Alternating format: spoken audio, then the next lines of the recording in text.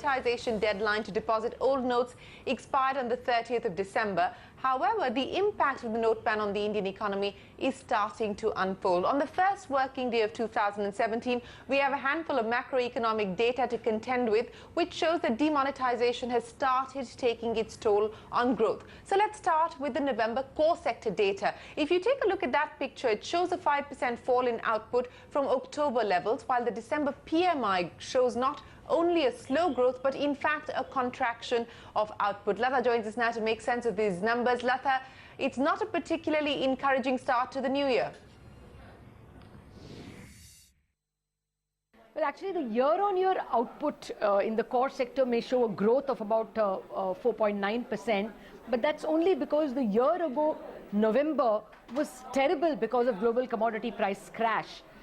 If you looked at the month-on-month, from October to November, the November core sector output looks rather bad. It's a fall of about 5.4% from October if you took all the 8 sectors, core sectors together.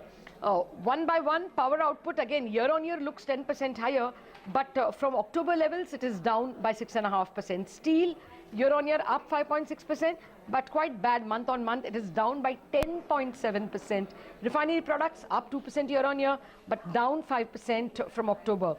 Crude oil again down, that's down both ways year-on-year as well, down 5.4% on year, down 5.7% from the previous month. Coal output is the only one that shows a little bit of an uptick of 6.4% year-on-year and a whopping 15% month-on-month as well. It's important to note that the cash crunch doesn't immediately affect sectors like coal, but it's quite obvious that in other sectors like steel and cement, the cut is very fierce.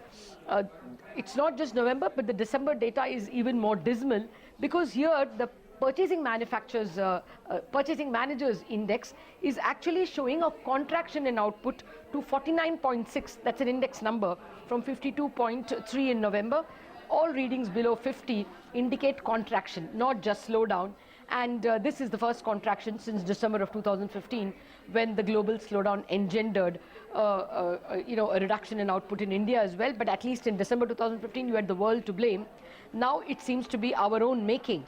Output, new orders, new export orders have all fallen, and companies have reduced buying as well as payrolls. That is a number of people they have hired.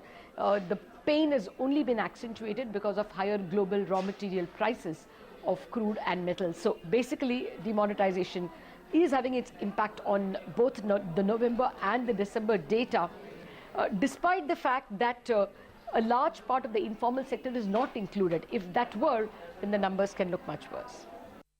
All right.